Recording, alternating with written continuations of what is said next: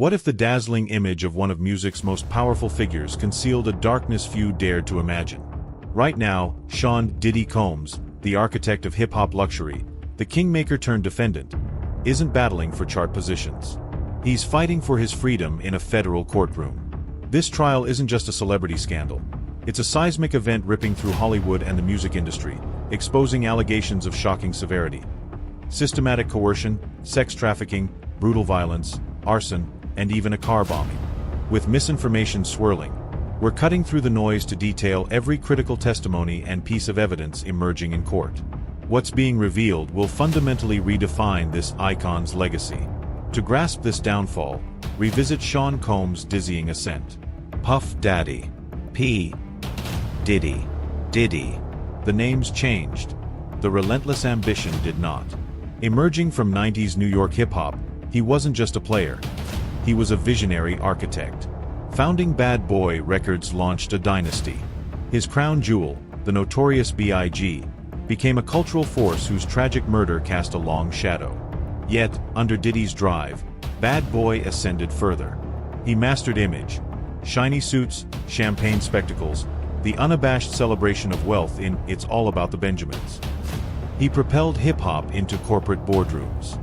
Forbes accolades, private jets, sprawling estates, and A-list parties followed. He became hip-hop's first billionaire mogul, a symbol of success forged from sheer will. Yet, beneath the platinum veneer, unsettling whispers persisted for decades, a discordant bass line beneath the celebration. Rumors linked him to the East Coast-West Coast feud that claimed Tupac and Biggie, fueled by industry tension. Then came Kid Cudi. In 2011, Cudi's car was firebombed. Whispers implicated Diddy, amplified by Cudi's brief involvement with Cassie Ventura, deep within Diddy's orbit. A black Escalade linked to Diddy's company was allegedly spotted fleeing. But whispers in Hollywood often stay whispers when power silences them. Lawsuits surfaced and vanished into confidential settlements. Diddy's immense influence, network, and wealth seemed an impervious shield. He navigated controversies, reinvented himself, expanded into fashion, Sean John, and spirits, Ciroc. The mogul machine appeared unstoppable. Until November 2023. Until Cassie Ventura shattered the silence. Her lawsuit wasn't just a complaint, it was a detonator. Cassandra "Cassie" Ventura entered Diddy's world as a young singer signed to Bad Boy. Her 2006 hit, Me and You, signaled promise. Tragically, her career became bound to her relationship with her boss, Sean Combs. For over a decade, roughly 2007 to 2018, their on-again, off-again entanglement remained largely hidden. In November 2023, Cassie's civil lawsuit ripped away the veil. The allegations were harrowing. Years of sustained physical violence, systematic provision of drugs like ecstasy and ketamine to induce compliance, coercion into prolonged, drug-saturated freak-offs with male escorts, allegedly filmed by Diddy, and total control over her life, residence, transportation, medical care, career, allegedly threatened if she resisted. Critically, the lawsuit framed this as sex trafficking under federal law, Trafficking Victims Protection Act, alongside assault, battery, and a hostile work environment. The most chilling claim: Diddy leveraged his Bad Boy enterprise and employees to facilitate and conceal the abuse. Diddy's response was swift. The lawsuit settled confidentially within 24 hours for a substantial sum. His lawyers called the claims offensive and outrageous. But this settlement was gasoline. Cassie's courage fractured the dam.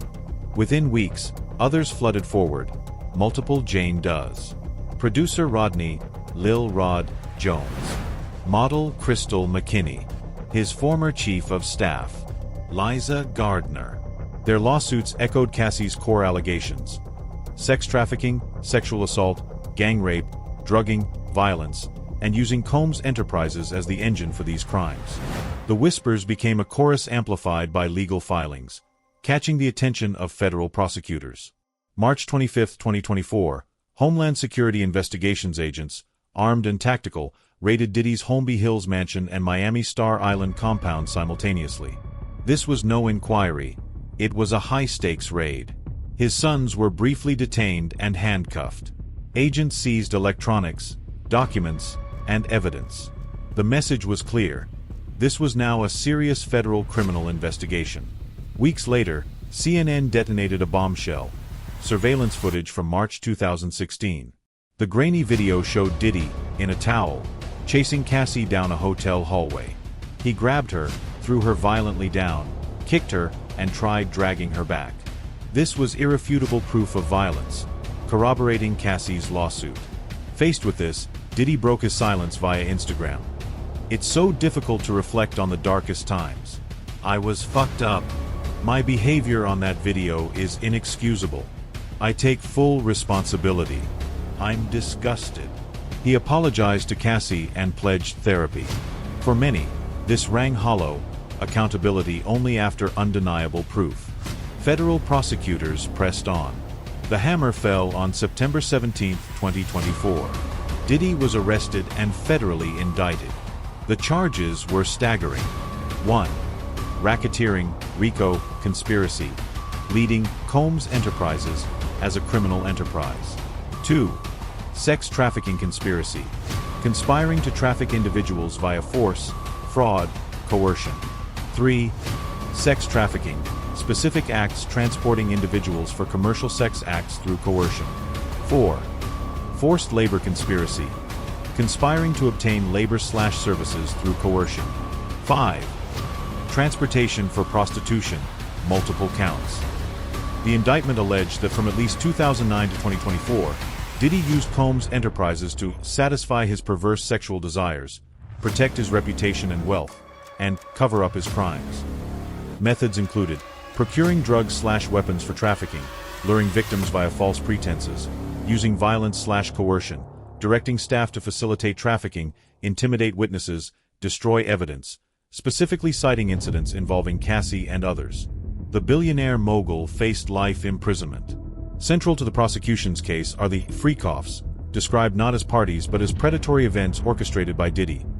Multi-day, drug-fueled gatherings at his residences to coerce victims into sexual acts for his gratification, often filmed.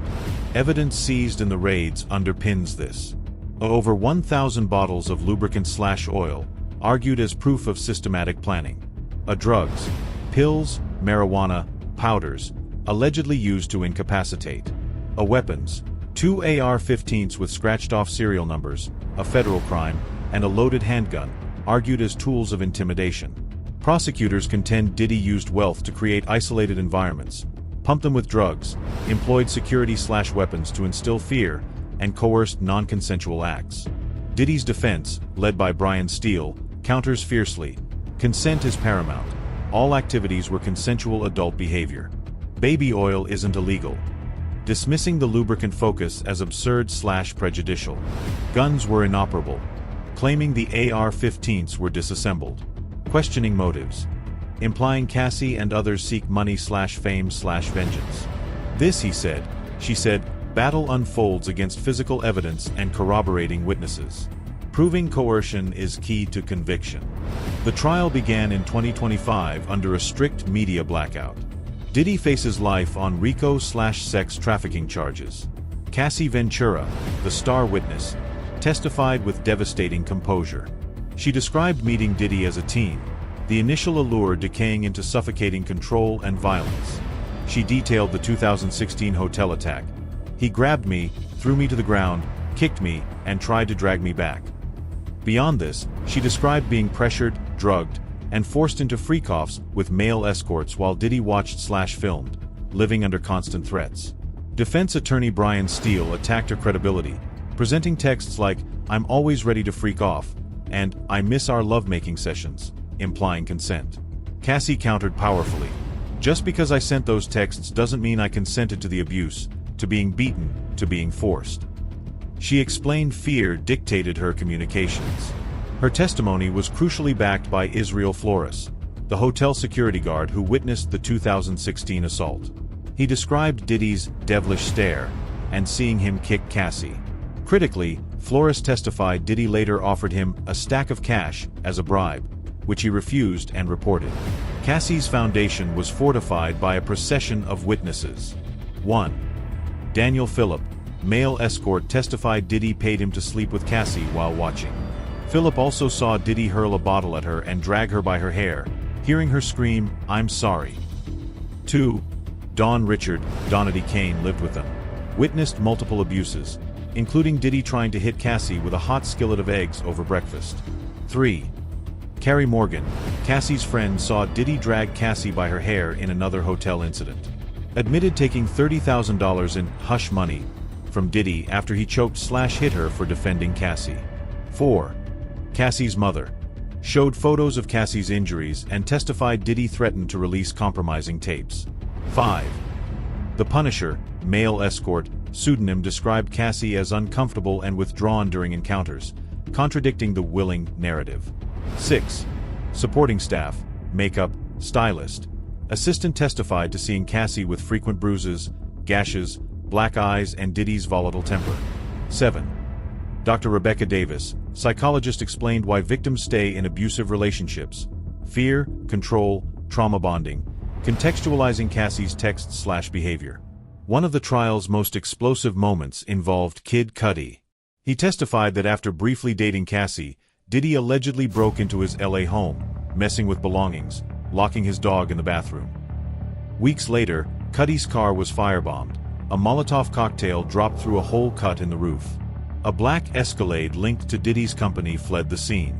Cudi suspected Diddy, especially after a chilling post-bombing meeting where Diddy stood like a Marvel supervillain. Diddy later vaguely apologized, found peace, but not for the bombing.